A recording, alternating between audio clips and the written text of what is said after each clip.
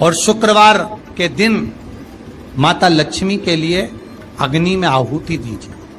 महाराज, शाम के समय पर सूर्यास्त के पहले शिव महापुराण की कथा कहती है, अग्नि पुराण कहती है, नर्मदा पुराण कहती है,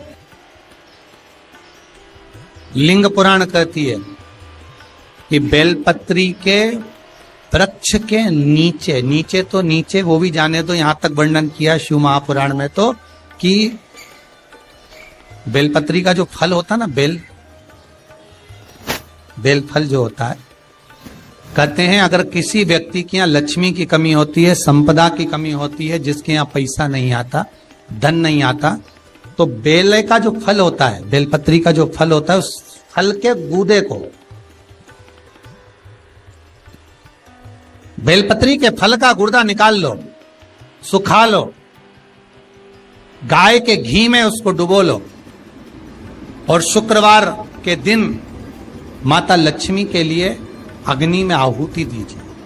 महाराज, शाम के समय पर सूर्यास्त के पहले ये जो आहुतियां हम बेले के गुर्दे के फल की गाय के घी में डुबोकर माता लक्ष्मी और भगवान विष्णु के नाम से देते हैं, महाराज 2 या 3 शुक्रवार करोगे, लक्ष्मी की कभी कमी नहीं आती, संपदा बढ़ती है।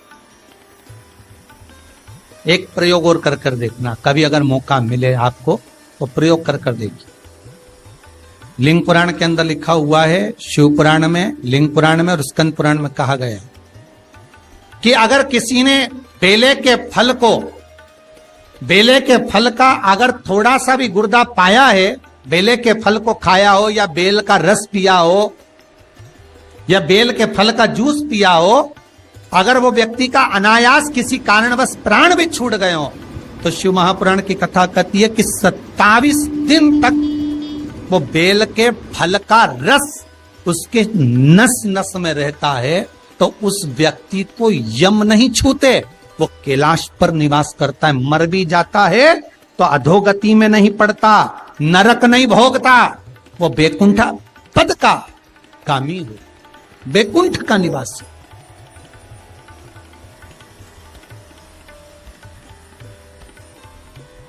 बैकुंठ का निवासी।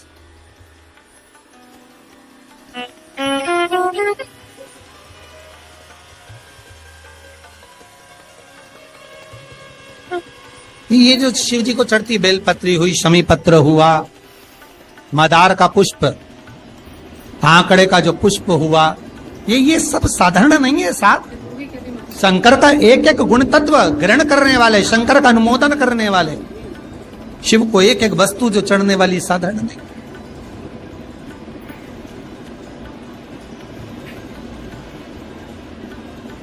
महाराज, हम तो आपसे निवेदन पहले भी करे, आज फिर करते।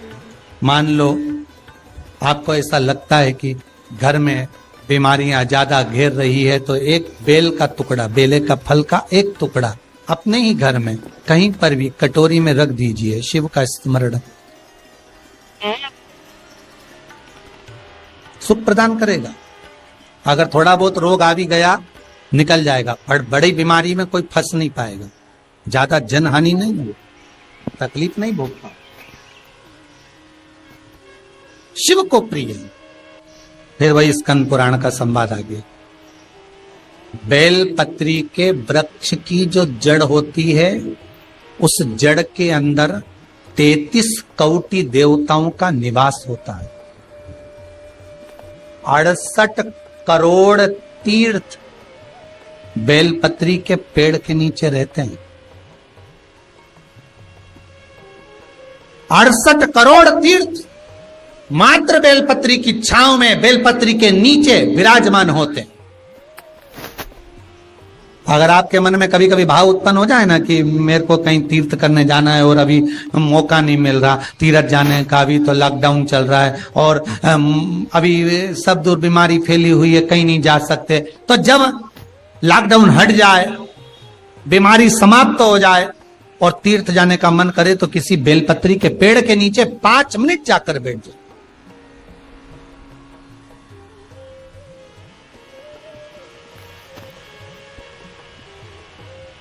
और जप लो, श्री शिवाय नमस्तुभ्यम। जितने बैठे हो टीवी के सामने प्रेम से बोलो, श्री शिवाय नमस्तुभ्यम। जितने टीवी के सामने बैठे और फिर से बोलो, श्री, साथ में बोलो, आगे आगे नहीं, श्री शिवाय नमस्तुभ्यम।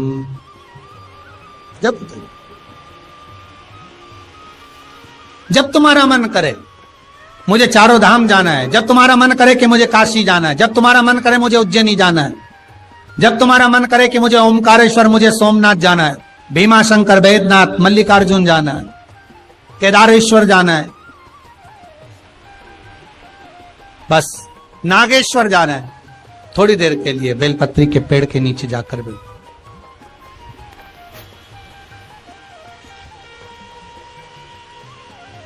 68,000 तीर्थ सब बेलपत्री के वृक्ष के नीचे विराजे। जहां पर देवराज के प्राण छूटे वहां बेलपत्री का पौधा है, बेलपत्री का वृक्ष है। हिंदू धर्म में आज भी रीति है, मरने वाले व्यक्ति, अब तो ये कोरोना महामारी में ना गाड़ी में भरे ने लेकर चले गए और जला दिया, पर पहले जो नियम था शास्त्रार्थ के अनुसार, जब कोई व्यक्ति मरता था उसको कंधे पर लेकर जाते थे, तो ले जाने के बाद में बीच राह में एक स्थान ऐसा आता था जहां पर अर्थी को उतारते थे, विश्राम स्थल पर उस अर्थी को उतारा जाता था। और वो केवल विश्राम स्थल ऐसे नहीं होता था, वहां पर बेलपत्री का पौधा होता था, पेड़ होता था, उस बेलपत्री के वृक्ष की छांव उस मुर्दे पर भी पड़ जाती थी तो उसको यम की कैद नहीं भोगना पड़ा, उसको यम की कैद, यम की त्राण नहीं भोगना पड़ता।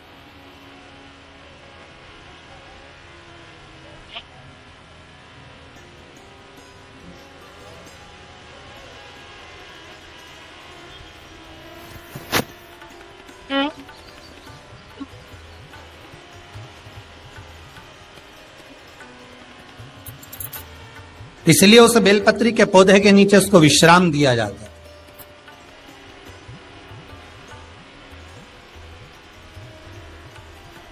बेलपत्री के पौधे के नीचे उसको विश्रामता दी गई। शिव कह रहे हैं, देवराज तेरे प्राण छूटे, मना नहीं है तेरे प्राण छूटे, पर तेरे प्राण जहां छूटे वो बेलपत्री का वृक्ष था।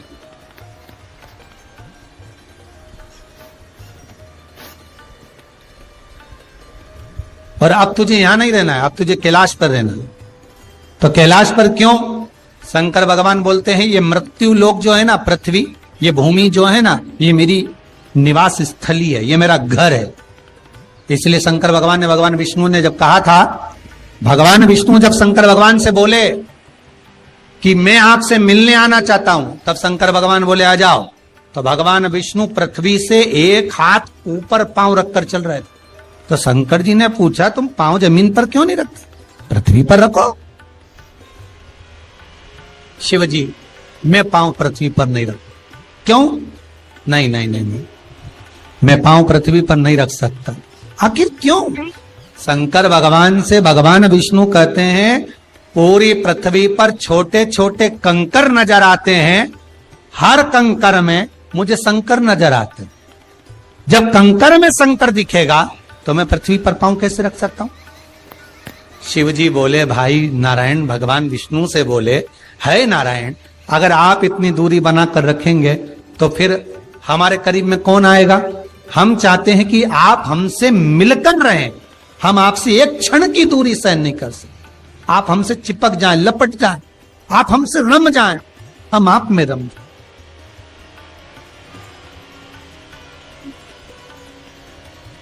कुछ ऐसा कर दो, शंकर जी कह रहे हैं नारायण, कुछ ऐसा कर दो कि शंकर नारायण से दूर नहीं रहे, नारायण शंकर से दूर नहीं रहे, ऐसा कुछ कर दिया जाए।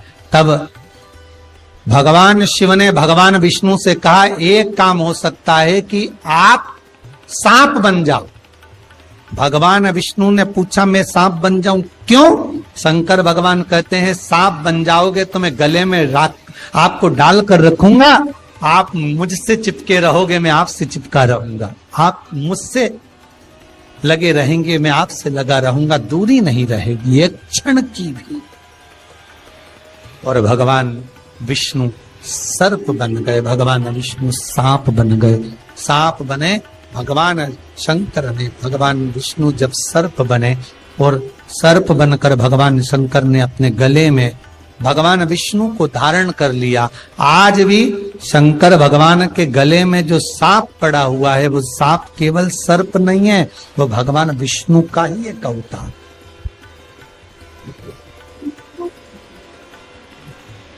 वो भगवान विष्णु का एक स्वरूप।